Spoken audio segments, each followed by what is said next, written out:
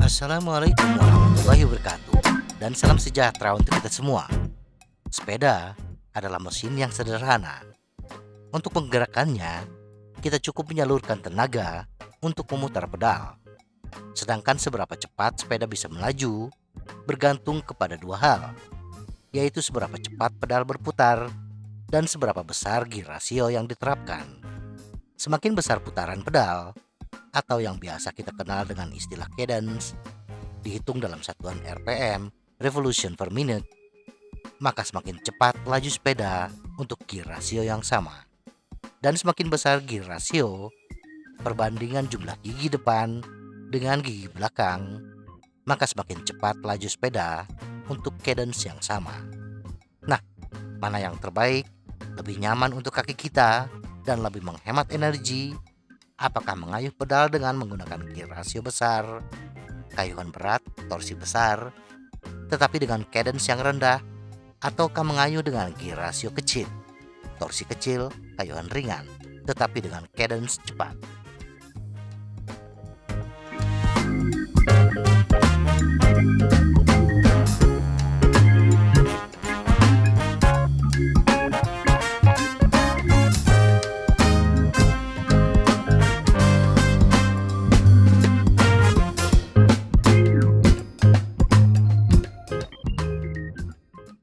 Kombinasi kayuhan.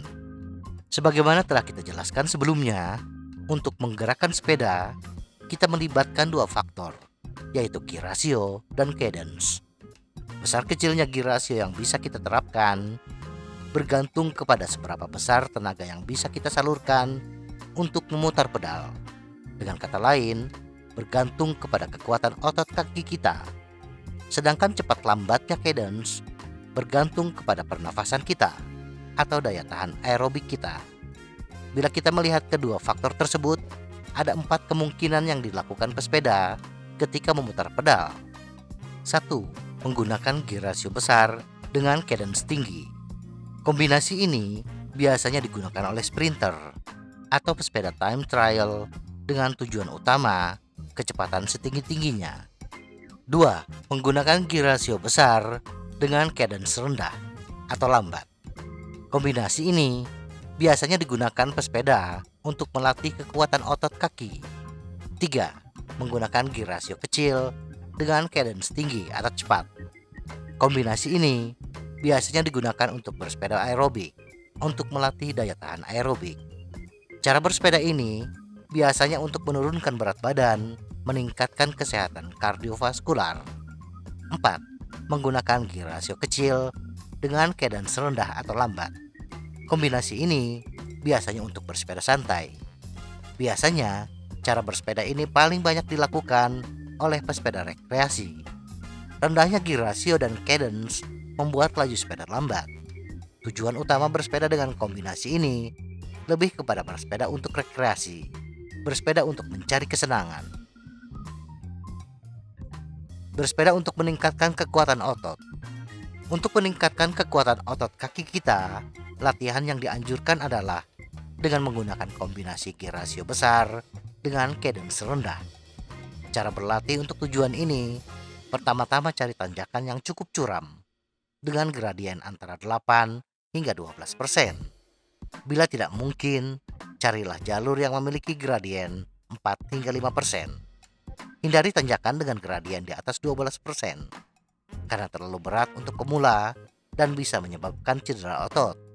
Kemudian, bersepedalah dengan posisi duduk dan tubuh bagian atas yang rileks, dan menggunakan kombinasi gear rasio terbesar yang bisa kita kayuh dengan tetap mempertahankan cadence antara 40 hingga 60 rpm.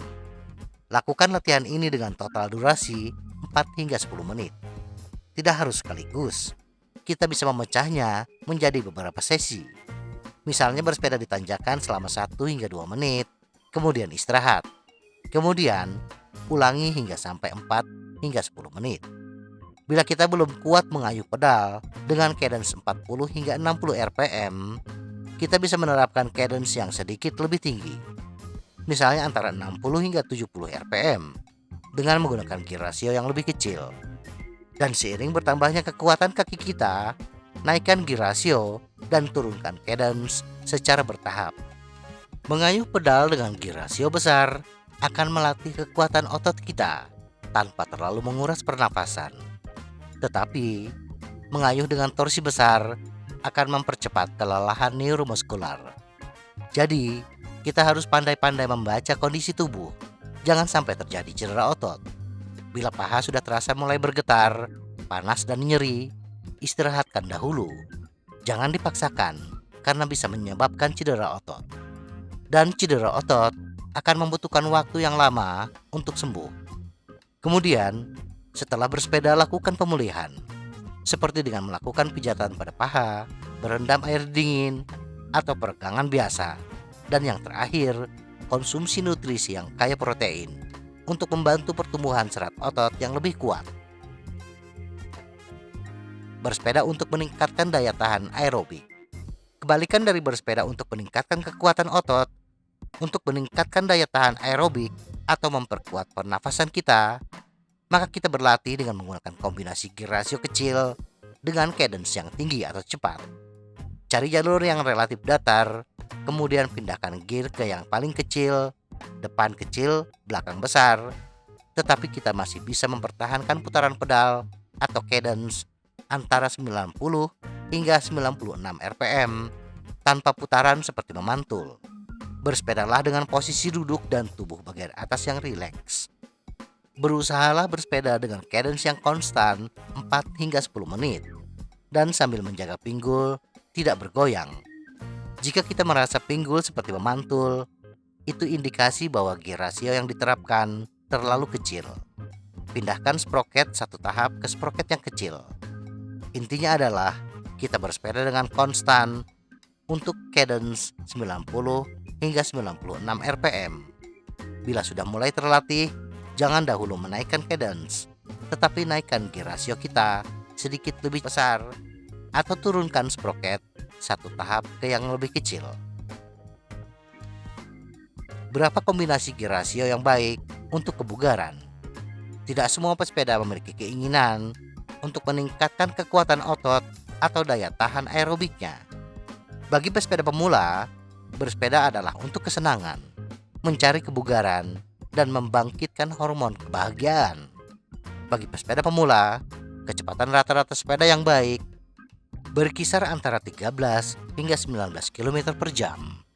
Bersepeda rekreasi ini memiliki nilai MET sekitar 5,8. Nah, agar acara bersepeda kita mampu meningkatkan kebugaran kita, alih-alih merasakan badan pegal-pegal, maka yang paling kita utamakan adalah memutar pedal sepeda dengan cepat antara 80 hingga 90 rpm agar sistem kardiovaskular kita terstimulasi. Bersepeda dengan kecepatan 13 hingga 19 km per jam dengan cadence 80 hingga 90 rpm, apapun sepedanya, berarti kita harus menerapkan gear inch sebesar 34 hingga 50 inci untuk cadence 80 rpm atau 30 hingga 44 inci untuk cadence 90 rpm atau gear ratio untuk sepeda 26 inci 1,31 hingga 1,92 untuk cadence 80 rpm atau 1,15 hingga 1,69 untuk cadence 90 rpm.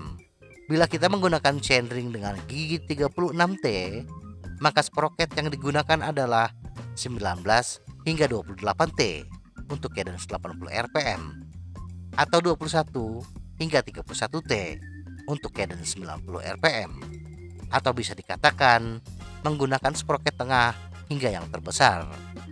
Untuk diameter ban yang lain tidak terlalu jauh berbeda, menggunakan kombinasi tengah ke tengah. Semoga informasi ini bermanfaat.